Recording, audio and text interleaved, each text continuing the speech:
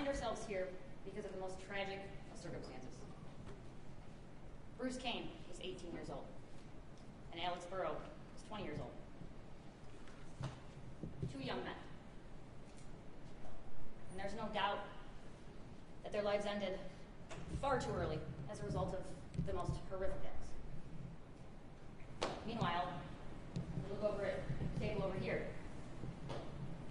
at Mason Earle. He's accused of these crimes. Another young man. It's commonly stated that the defendant's on trial.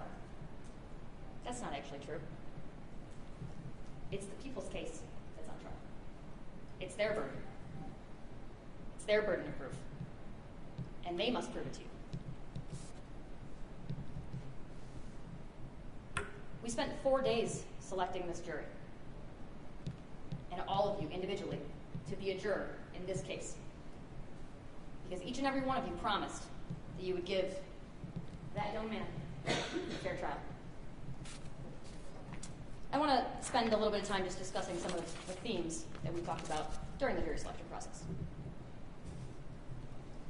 The prosecution talked about having to prove A, B, and C.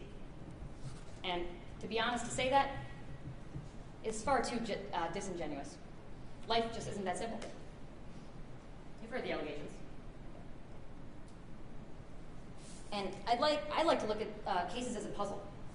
And this puzzle is going to be put together by the prosecution. They're going to hand you puzzle pieces, one at a time.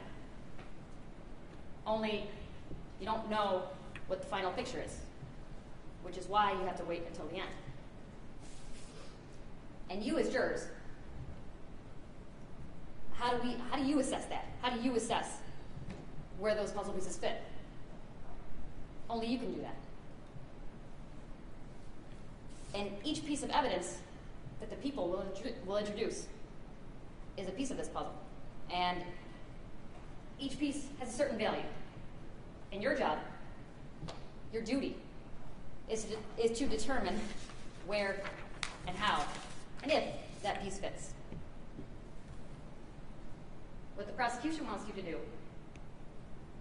what they want to do, is they want to force those pieces together, even if they don't fit.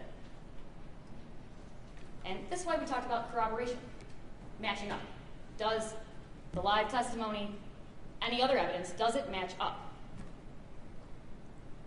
And does it match up with the physical evidence that isn't subject to human error or a rush to judgment?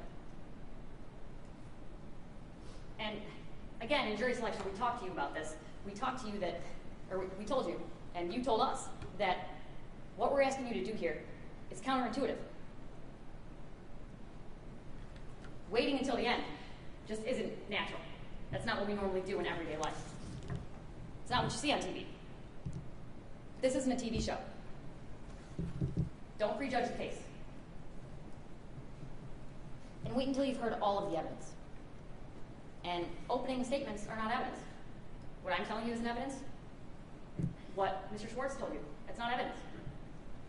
But as you hear the evidence in this case, as you see those puzzle pieces one by one, I want you to analyze those pieces. Analyze that evidence.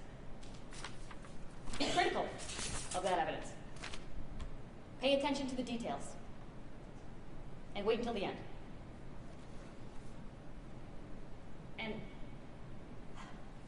one of the hardest parts in this trial is that we all want to seek justice for what happened to Bruce Kane and Alex Burrow.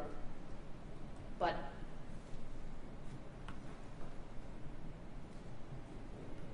let's not compound the tragedy by convicting Mason of a crime he didn't commit.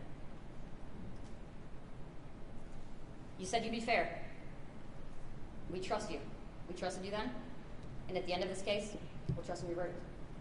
Thank you. All right, thank you, Ms. Wells.